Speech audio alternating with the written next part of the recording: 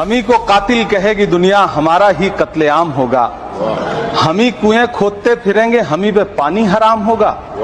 सभापति महोदय, सन 1947 में दिल्ली की जामा मस्जिद की तारीखी सीढ़ियों पर खड़े होकर के भारत रत्न मौलाना अबुल कलाम आजाद साहब ने कहा था कि मुसलमानों कहां जा रहे हो, यह है तुम्हारा मुल्क, यहां तुम्हारे आबाओ अजदाद की कब्रें हैं।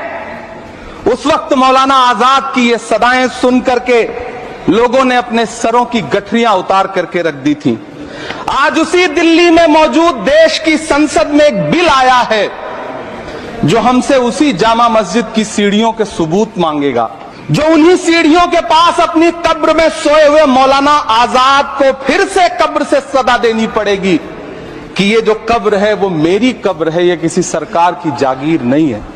सभापति महोदय, मैं जहां खड़ा हूं इसी संसद भवन के सामने सड़क के उस पार अपनी कब्र में सोए हुए भारत के पूर्व राष्ट्रपति फखरुद्दीन अली अहमद की कब्र है।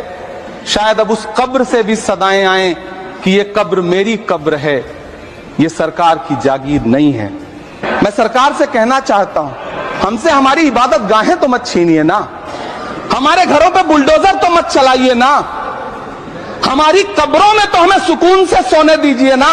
जिल्ले इलाही, जमहूरियत जो है वो नफरत और ठसक से नहीं चलती है, अकड़ से नहीं चलती है, उसमें सबकी हिस्सेदारी जरूरी है। सबको समझना पड़ेगा कि जब जंगल में आग लगती है तो न वो बरगद बचते हैं जो हवा को आंधी में तब्दील करते हैं, न वो बांस बचते हैं जो आपसी रगड़ से चिंगारी पैदा करते हैं। और आप ताकत में हैं, संख्या बल के आधार पर बिल हो सकता है आप पास करा ले, लेकिन आपको यह बात समझनी पड़ेगी कि हम तो वो तारीख हैं, जहनों में रहना है जिसे, कागजी पुर्जे नहीं जो फाड़ डाले जाएंगे। जिस जमीन पर मैं खड़ा हूं ये मेरी पहचान है। आप आंधी हैं तो क्या मुझको उड़ा ले जाएंगे?